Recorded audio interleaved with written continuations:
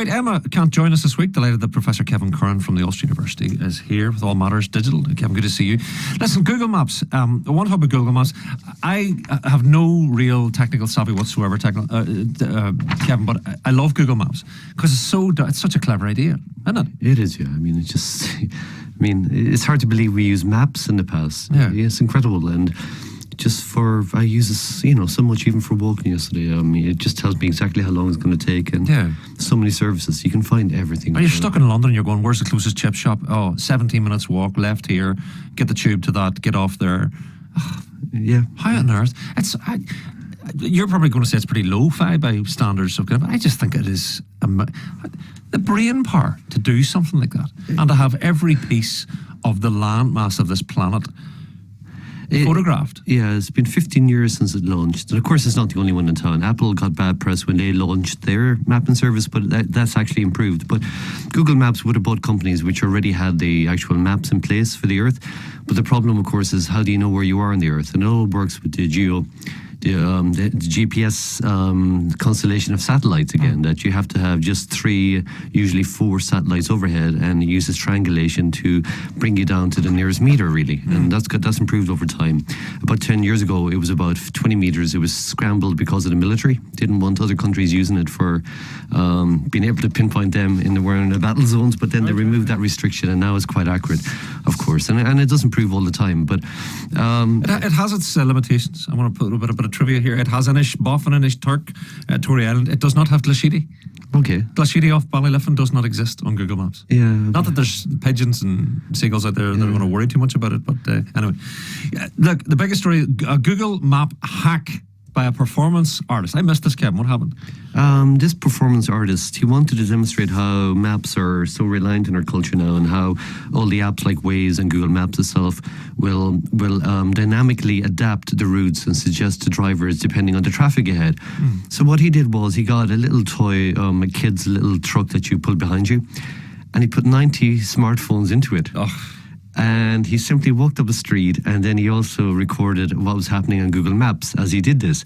Now, the 90 mobile phones simulated traffic as if there was 90 cars in that street. And what Google Maps did was completely block off that part of the city and reroute all the traffic. And all it was, and he was there in the street by himself, walking up and down, looked like something from the 50s. And he did that to show again that, these things can be hacked. So he emptied the place. I'm looking at it here. It is remarkable. If you're on Google Maps, sometimes it'll say, avoid this road because it's in red, because it's picked up from the amount of cars and smartphones that is congested. So go another way. And he has the road to himself with his wee trolley full of phones. He did, yeah. And he did say when he stopped, it started to come back again green. So he had to keep moving, even at a short distance.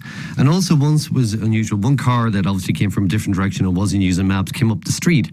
And when the car came up the street, it actually cleared it back to green again.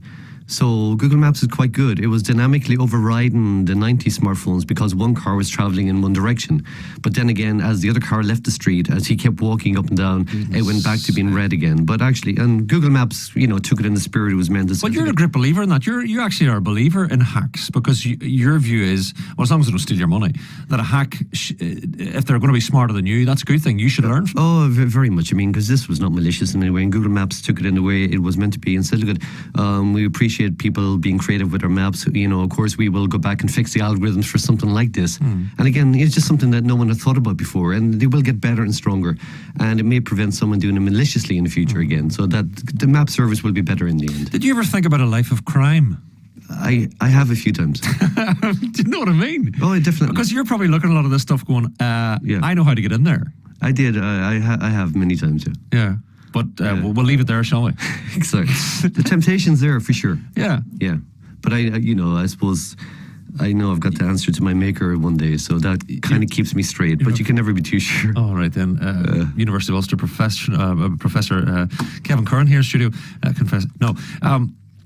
So Google Maps is 15. That doesn't seem right to me. But apparently there's a new thing now. One of the guys was telling me you can go in now and get Google Maps in time. So you can see what your house looked like in 15 years ago, 5 years ago, 10 years ago. Because they keep on coming around with the wee vans updating, is that right? They do, yeah. Street View. I've been on Street View 3 times, actually. Once at my house, but my face is pixeled, and once outside work there. In fact, I used to stop my car and get out when I seen the pixel car driving around just to get on there. But again, they update them every few years. So I found that my face disappeared after a few years. So you can do that. Of course, you can go back historically. And of course, that there is a low-tech solution. I mean, it's hard to believe that they've mapped nearly every street in the world, that they actually have driven through these places with their, with an actual car, with the cameras and mapping the thing again. But so it has 2 tabs at the minute. So, but it's going to have, Kevin, explore and commute. It's going to have explore, commute, saved, contribute, and updates. So what does that mean? What is that going to look like? Again, commuters, you're able to put in the route that you commute with again, and then saved allows you to save your frequent routes as well, and be able to, and then explore. Of course, that's been there for a while. But the save tab, you're able to save the places you go to frequently. Again, it just makes it easier to retrieve something when you're about to start your journey again. Very good. Right, coronavirus. I mean, talk about apps, but I mean, I read about this, Kevin, and I get this one. So if you've got it and I haven't, this is an app that lets me know through your what? You have to confess to having it, and then it tells me stay away from him, no? No, exactly. See, this kind of shows the power of the Chinese government's state surveillance. So you download the app and, use a barcode and you type in your ID and your phone number, verify who you are. However, the government has taken information from the National Rail Service, the National Aviation Line, the National Transport Authority, and the Health Service. And it knows who was travelling in a case where there was a coronavirus, obviously who got it in hospital. So they know. And this is probably a good example of state surveillance actually helping when they actually know more and can help the public. So they've accumulated this record. So they know who's had the virus, who was in contact with people, given their IDs, and then you're able to obviously download the app, go and check it against people that you may be come in close contact with, and it can inform you. Why would you not turn off your location services then? Do they not let you do that in China? Well, I mean, you could do that, but the fact is, if you go to hospital, you're tracked, your ID is tracked there, for instance. If you bought a rail ticket, your ID was tracked. Everything is done through WeChat. This app is used for everything. Is that not slightly terrifying in a way? Well, that's George Orwell as a documentary. Well, that's it. But again, you're getting a service. So again, it's whether you're worried about. Do you want that? If in this case, it's actually making people who are still healthy better. So here's a good case of it being used to give a warning to the public. And also, I don't mind. I have nothing to hide. But say they come looking for you. Say the totalitarians arrive and want to get all. Well, in that case, they'll come first for the academics. In that case, I've got to trust the state that they're coming for me for a good reason. Yeah, well, they might be coming. I mean, the totalitarians have come for the academics and. Oh, they have, but then there's ways.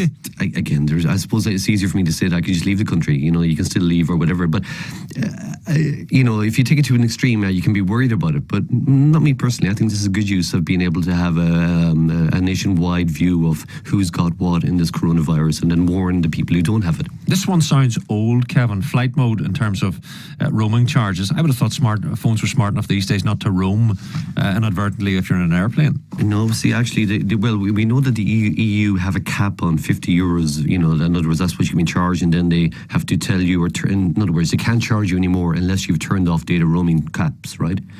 But the fact is, it does not apply to ferry services or when you're on a plane. So if you connect to one of these satellite services, you can rake up really high charges. So Gay Haynes, you quote her, had put her phone in the hand baggage before she went to Barbados, forgot to set it to flight mode. She racked up roaming charges of £1,000. She did indeed, yeah. So she thought it was off, but it was obviously connected. Maybe she started an Amazon download or a Netflix download, and when she was, even though she thought it maybe was in flight mode, it wasn't. And in the cargo hold, they just started. Why can't they design stuff? Why do because the systems allowed that to happen? Well, what about this? The guy who created the system that allows that to happen? I think that they should be sanctioned. Stephen.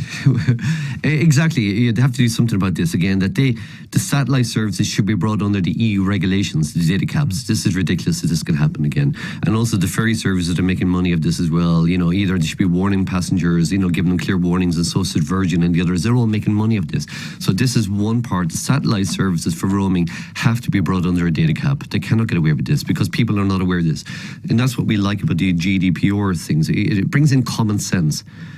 Bring in legislation from the government which is common sense, because not everyone would be expected to know this. Right. Very few people would know that satellite services can charge you what they want if you inadvertently connect to them. Did she get her money back? She did in this case, yeah. Right, but then some others might complain or just go, how stupid am I? Right, passwords and Google and all the rest. I don't want Google to know if my passwords have been hacked because I don't want Google to know my passwords. Kevin, so what's the story here? Well, Google are able to do a reverse check on the hash of your password to see if it's been in a data breach already. And this is a good service that they have. They've incorporated with another website which has collected all these breached passwords and knows all the websites which are breached, and is able to it doesn't actually know what your password, but is able to do a comparison against the hashes of passwords which have already been breached and tell you if you're using a password which has already been cracked and is online or either on the dark web or the clear web. Also, it's able to tell you if you've got a weak password and also which sites you're connecting to where you have reused your password. Because again, the passwords are scrambled. They're put into a long 256-bit key, but they're able to compare if two hashes are the same, because a hash is unique. Two passwords cannot have the same hash. It's just impossible for them to have it. Right. This is the hashing algorithm which is used, so they're able to do that. I mean, without giving any sense of how you go about your passwords, do they not leave your brain? I think passwords are too complicated. Well, the best password is the one you cannot remember, so you should use a password manager. But again, not everyone can do that. So therefore, they've got the key thing is you cannot reuse your password on other sites, especially the websites you have credit card information connected to. Right. Again, if you log into the BBC, for instance, right, you have to do that now. There is no contact information connected about you, no credit card information. Yeah. So you might say, well, I'll use my usual password on the BBC, but next week the BBC password database would probably get leaked like every other one. It'll go on the web and there's your kj.curran and my password, which is weak. But the problem is, I might have used that weak password on something else, like my PayPal. So the hackers, what they do is called credential stuffing. They take those weak passwords, which are already leaked, and try them on the other stuff, and try them on the important accounts. And lo and behold, that's the most common way to get in. So it's like cutting two keys for you're giving too much away, even if you use a weak password on a poor website. So change your password. Different passwords in every website. So use something in the website. How do you remember 10 passwords? Well, that's it. What you use is, again, everyone puts the numbers at the end. Yeah. Put them at the beginning. But then use some of the characters from the website to give you, use something which is kind of complex, not a word in a dictionary to start. Some gobbledygook with a few characters like a hash symbol. Use some at the end, but in the middle maybe put the name of the website. That will still give you a unique password and make it about 14 characters as well. For goodness sake, I need to get busy in all that regard. Kevin, thank you for joining us today. Kevin, Professor Kevin Curran's in this week from the Ulster University, as Emma was unable to join us today of a Tuesday hour digital slot there. So there you are, folks. Hopefully that equips you not to be ripped off or hacked or overcharged on your flight to Barbados.